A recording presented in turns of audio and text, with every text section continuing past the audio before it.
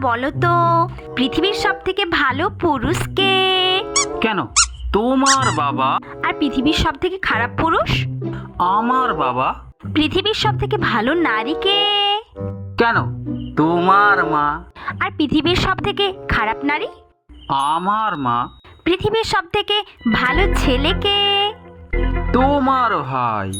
পৃথিবীর সব থেকে খারাপ ছেলে? আমার ভাই। আর পৃথিবীর সব থেকে ভালো মেয়ে কে? কেন তোমার বোন। আর পৃথিবীর সব থেকে খারাপ মেয়ে? আমার বোন। পৃথিবীর সব থেকে বুদ্ধিমতী ও সুন্দরী নারী কে?